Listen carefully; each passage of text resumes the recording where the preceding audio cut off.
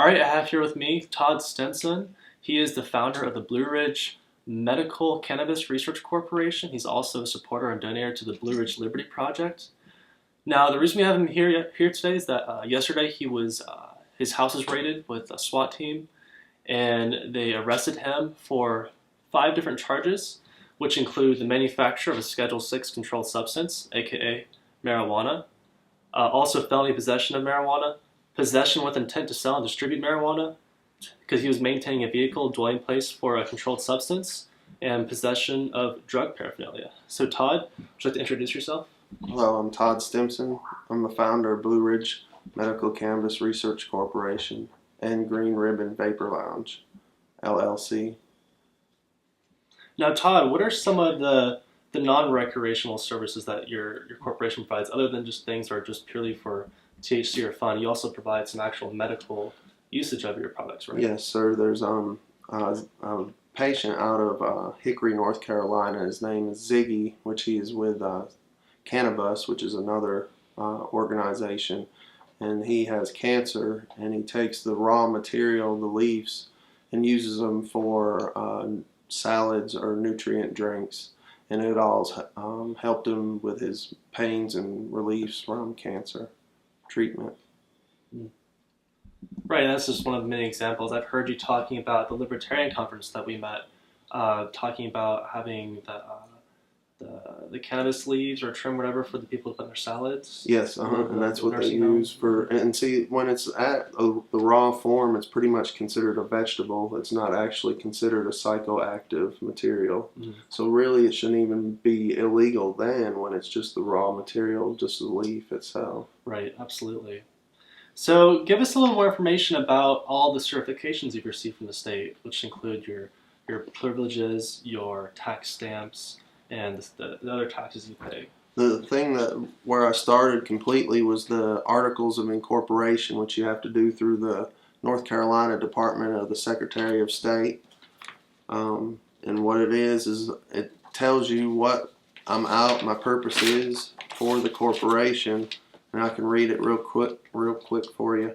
It's Blue Ridge Medical Cannabis Research Corporation is a nonprofit corporation whose mission is to provide high-quality research for the state's and news-intense people who care for the research and advances of medicinal cannabis in the care of all citizens. Blue Ridge Medical Cannabis Research Corporation will provide reports and analysis based on research by professional researchers, most of whom have decades of experience in cannabis research. From our research, we encourage broad-ranging and civil discussion from many points of view. Our goal is to create a sustainable research business model for this kind of research, supported by corporate sponsors, advertisers, and members who make annual donations. High-quality cannabis research is a community asset that sustains democracy and quality of life, and we need people who believe in the research to support our work.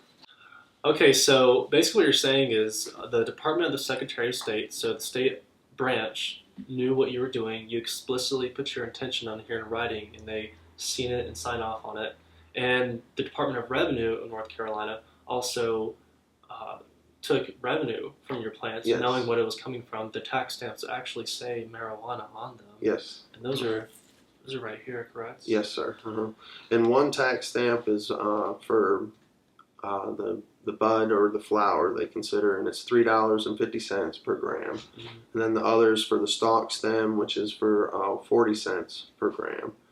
And where over the very first year that I opened up, I just did the tax stamps, where the second year it was the sales tax. The first year it was approximately $12,000 in taxes to the Department of Revenue, and over $8,000 came back to the local police department. Right, and the very same police department which is the ones arrested you yesterday. Arrested us. Yeah. That's pretty bad. Also, you pay sales tax on top of this, correct? Yes, the sales tax we started up, let's see, I can tell you. I believe it was in 2012. and we've been doing it at least 19 different payments we've made to them. It's through eForm 500, I believe it is. Right. So you pay about between $500 to $600 in sales tax a month. So Yes. that's over $7,000 in sales tax, which goes directly to Henderson County, correct? Yes, there's four. It splits up. There's 4.75% that goes to the general state fund, Okay. and then 2% goes to Henderson County. Okay. Wonderful. But with the tax stamps, it's totally different. It's 25% goes to the general state fund, 75% goes back to the local police department. So I was donating to the police department. And last but not least, could you describe the privilege license you received, what it is? Okay, the privilege license that I'm applied for is the way to explain it is it's for art of healing, where because I'm getting a fee or reward for my healing process, I have to have a privilege license, which it was an easy form to fill out, and I've had 3 different privilege licenses now. This is my 3rd one that'll be good till June of 2014, where I was just issued it on July 1st of this year. Right. So basically, to sum it up, you're paying tax stamps, which are state revenue for taxes. You're paying the sales taxes for county and state. You're even paying federal income taxes. You've incorporated yourself. You have a privilege license. Yeah. So the state is very aware with multiple branches of it that what you're doing, and they're receiving revenue for what you're doing. They've approved what you do, and now they're still aggressing against you and your family yesterday. And I'd like to kind of segue into that portion, which is, can you tell us in as much detail as possible how the raid went down yesterday? How the raid occurred, I was brushing my teeth in the bathroom, which is the back side of the house. As my daughter came to the bathroom I can't even remember what she was going to say to me. She saw a car pull in. Well, I looked out the bathroom window and saw that it was police officers. I knew right away. They had their lights on and everything, so I went straight out the door, straight out the back door to them. And as I got halfway up the walkway, I hear the SWAT team come in the front door with my children.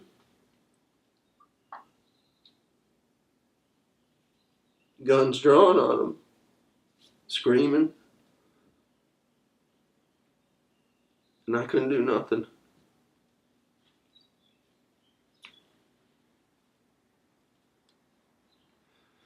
Then they just pretty much sat me down. I told them I've been straightforward with them. There was no reason for them to come in the way they did. All it would have took was a phone call, and they could have came over here. I told them my website explains everything. My website is pretty much a record of everything that I've done.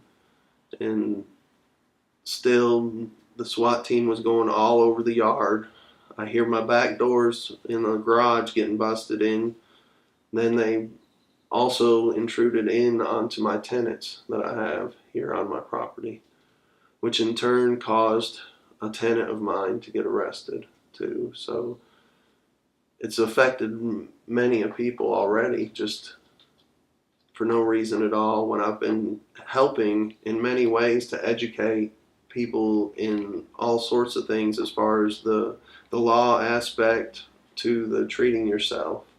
And that's just how it is. Right, so basically you're here providing a service to people, you're being very open about it, you're jumping through all the hoops they want you to jump through, and you're even funding some of their operations and their services, yet they turn around and after accepting the funding happily from you for your operations, they sit here and shut you down and put aggression. It's not very consistent, it's not just, not even within its own measures does it pass, let alone true free market or non-aggressive. That was very aggressive, very aggressive. Wow. The treatment that they give you is in comparison to a terrorist, pretty much is what it is. I mean, everybody was in army fatigues, army outfits, everything. And what they told the kids, it was SWAT training. And so they used used my house as a training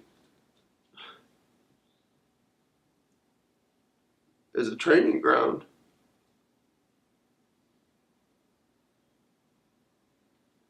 Then they don't even take all the evidence. They pick and choose. As you can see, I still have the paperwork that I showed them, told them where it was. They didn't want to take the paperwork. They didn't take the jury nullification. They didn't take Treating Yourself magazines, any of my shirts. All they did was take paraphernalia, jars, my gift bags, and whatever else. So basically, only the stuff that would kind of make you look like you're stereotypical, Drug dealer. Drug dealer, right? Yeah. Mm-hmm. And the last time they got me in 2004, they came with News 13 and showed and made me look like this bad drug dealer back then. Where this time it was even more action than what it was the last time. It was only 2 or 3 police officers the last time. Where this time they came with the SWAT team and everything. You think they would want the news to see something like that, right? But. And I guess the last thing I want to ask you about is you said you've talked to an attorney. Yes. And there might be some potential to set some sort of precedent. Would you like to expound upon that some? The precedent is that I don't know really. Basically, if they can show that by going through the steps and improving it, that if they can show that you're not guilty of anything, that might provide a legal avenue for others in the future to sell marijuana. Yes, I mean that's what I was doing, was pretty much trying to show people what to do, what to get if they wanted to do this, and pretty much where you can do it by the book. And as much as I hate to say it, it is helping the state and stuff tax wise, where certain people don't agree with taxes and stuff, which I totally understand. But it's like, in a way, I'm paying for my right to take my own medicine and to protect myself. Right, you're not paying them because you really believe that the taxes are fair, or that you should have to pay them for it, or that you should have to, pay their protection racketeering fees. You're paying them because, like I said, you're under duress. And even when you go through all their hoops and follow all their rules, they can still just capriciously come in here and shut you down. So pretty much, a way I almost look at it is, I paid $8,000 to pay them to come raid my house. Pretty much, that's what I did.